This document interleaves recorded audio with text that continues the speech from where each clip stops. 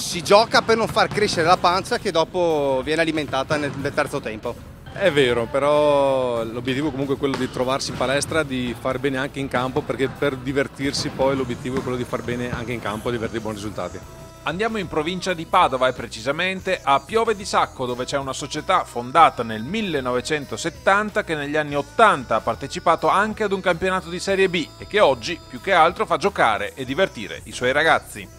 Vogliamo fare lo sport soprattutto per i ragazzi, naturalmente con squadre anche di adulti, ma dare spazio a loro che sono il futuro. La prima squadra quest'anno gioca in prima divisione, reduce da una stagione, quella 2009-2010, che ha regalato grandi soddisfazioni. Quest'anno prima divisione, per cui una nuova avventura.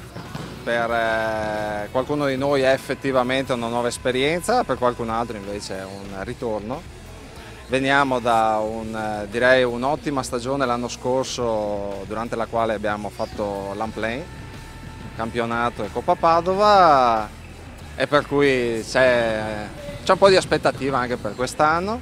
La squadra quest'anno è un po' cambiata e l'acquisto più importante è il tecnico, visto che l'anno scorso a guidare i ragazzi c'era uno dei compagni di squadra, Marco Toso. Il mio tesserino non è valido per allenare la prima divisione, ma però faccio il secondo, quindi rimango sempre all'interno dello staff della squadra. Quest'anno abbiamo un allenatore che è deputato a fare solamente l'allenatore, anche lui reduce da qualche stagione a alti livelli, per cui voglioso di provare questa esperienza in prima divisione. Per me è stimolante perché sono di Piove di Sacco anch'io e ho giocato tanti anni con Piove di Sacco, e venire ad allenare, lavorare su un gruppo per dare comunque una squadra a questo paese è importante. Secondo me c'è un buon bacino d'utenza, l'obiettivo è quello di far crescere anche i giovani all'interno di questa società, ed è giusto che a Piove di Sacco ci sia una prima divisione con obiettivi di crescita, di far crescere anche dei giovani e puntare ad avere buoni risultati come sono stati anche in passato.